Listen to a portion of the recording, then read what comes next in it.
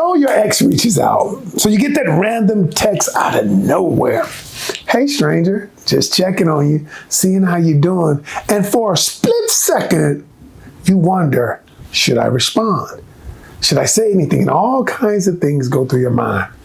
Let me stop right here. Because when an ex reaches out, it's not always about you. And most of the time, it's not about you.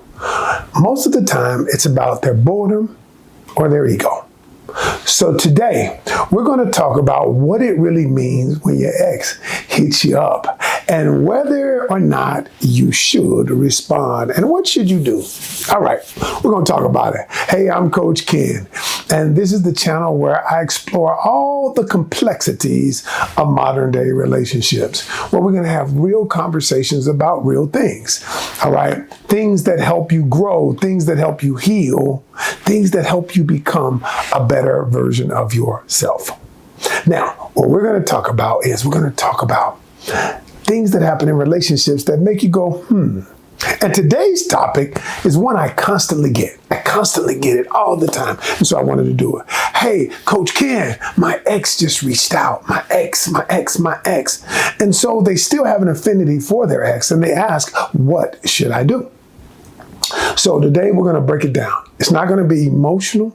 It's going to be from a logical perspective. Because most of the time when we're dealing with an ex, we're dealing with the emotional side of it. The emotional connection we used to have. The emotional connection we still have. The attachment that we used to have. And the attachment that we still have.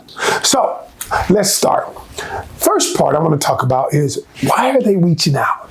Well, let me start here, and I'm going to break it down.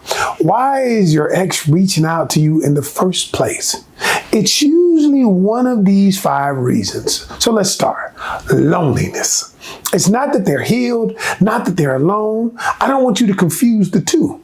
It's because they're lonely. It's because, you know what? When we're lonely, we begin to begin to ruminate over our former things, happier days in our life when things were good to us. You know, and you think about it when you're lonely. You know, they always say the mind is the devil's workshop. You know what they say. But at the end of the day, they're just lonely, okay? That's why they start the conversation with, what you doing? What we doing? How you doing? I was just thinking about you. Nothing of substance of how we broke up, how we left. Nothing like that. It's about the present moment, okay? The first one, they're lonely. Now let's talk about the second one. The second one, guilt. They didn't apologize before, but now they're feeling the kind of way, and they're feeling like, you know, you're glowing up. So they feeling kind of convicted. And so what they're wondering is, wow, maybe I shouldn't have done it. Maybe I shouldn't have done. They're asking themselves a question. And that question is this. What if? What if I had handled that differently? What if we had not argued? What if, what if blank, blank, blank, blank, blank? So what happens is we call these endless loop questions. And these endless loop questions play out in a person's mind over and over again. Why do we call them endless loop? We call them endless loop questions because these are questions that the brain doesn't have the answer to. For instance, I remember years ago when I was on a weight loss journey. I used to weigh 430 pounds, and I'm always every day on this journey. And I used to ask myself questions like this, and maybe you can attest to it. Why can't I lose weight? Endless loop question. And what the brain does is it comes up with the answers because you don't have the time. Because you got this to do. You got to make a living. All of the things. You don't have time. You're in hotel after hotel. You're traveling. You're this and that. You don't have the food. And all of the, when the mind doesn't have the answer, it creates the answer. But it creates answers based on what you programmed it to believe. And so now when they're guilty, they're asking these endless loop questions. All right. That's the second thing. Now, the third reason is what we call curiosity.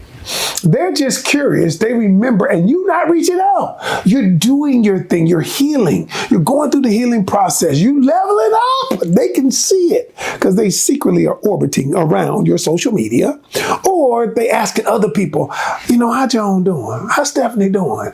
Okay, what's she been doing? Hey, look, she doing good. And they know that you've moved on. And because you've moved on, they are curious and saying, wow, are they thinking about me? Wow. Do they ever think about what we had? Do they ever thinking about what we used to be? Right? And so their mind, again, goes to the endless loop questions, but now they're curious about, would this person entertain me again? Now, I need you to understand this. It is not about they have this dying love for you, or they thought about, dog, I miss this. I miss this person. I need to be with this person. All right? They're simply curious, can I come back? They're simply curious what you're doing. Curious about how's your life been since we left. All right? Number 4. 4 is big. Ego check. All right, ego check. So what they're doing now is they want to know if they still have access to you. They want to know if they still got it. They want to know if they're checking to see if what we had, do I still have the juice? Now, I need you to be really careful about the ego, because they might say things like, you know how I used to do it. You know how we used to do this. You know how we used to do that. And what they're doing is to probe you, to probe and see if there is a way in. Ego, ego, ego, ego. And last, but definitely not least, is control. They want to see if they still have a measure of control. They want to know if you'll respond the way you used to. If when they would ask you to jump, you would say how high. When you put yourself before them all the time, they want to know if they still have that kind of control over you and over the relationship. So I need you to understand. So let's talk about this. So here's what comes after. What should you do? Should you respond?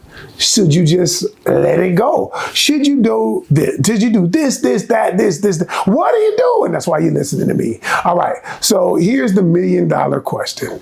Should I actually respond? Well, that answer depends on where you are in your healing process. Now, not your curiosity, not your boredom, not your comfort, not your healing, where you are in the healing process of moving past that relationship. And am I responding to prove something to them? You got to ask yourself these questions. Am I responding? Do I want to prove something to them? Am I responding? Do I still have it? Am I secretly wondering if this could be something other than what it was? Do I want a second chance? Do I want a second chance? And what you're doing is you are asking your subconscious mind so that it can be conscious, because your mind is going to answer these questions.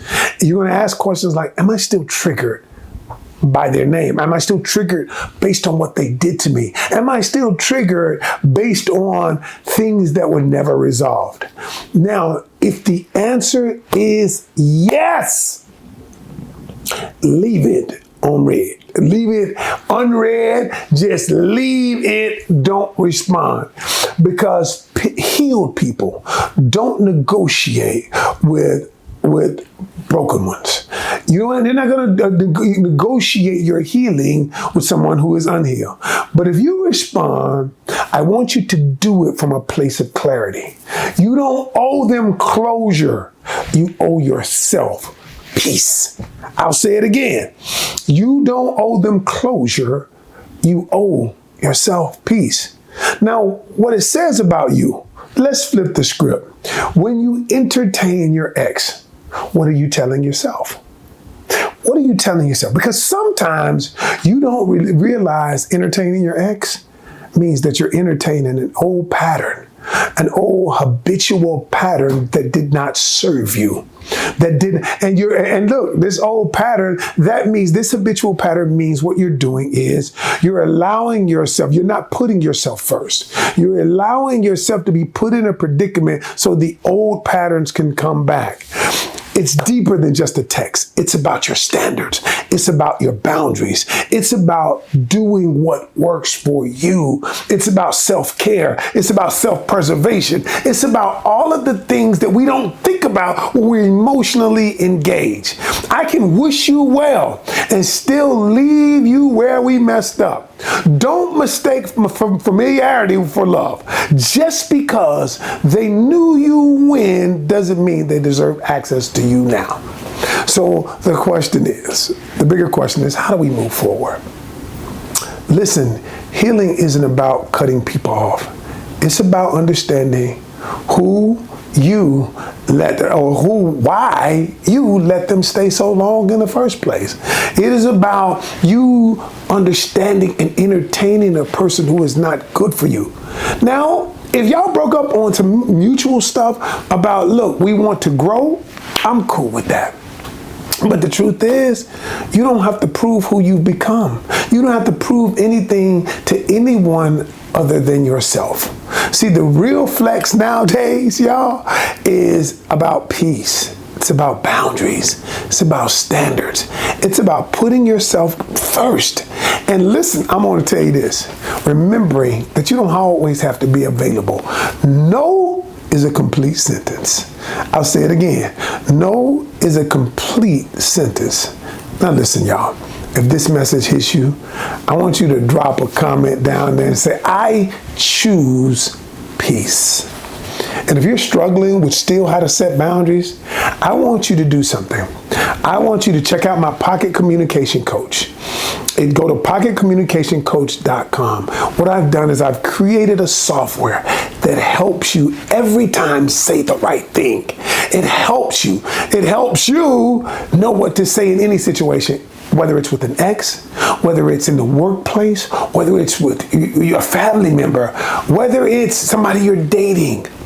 I want you to know what to say each and every time. Go to pocketcommunicationcoach.com. Download the software. It is amazing.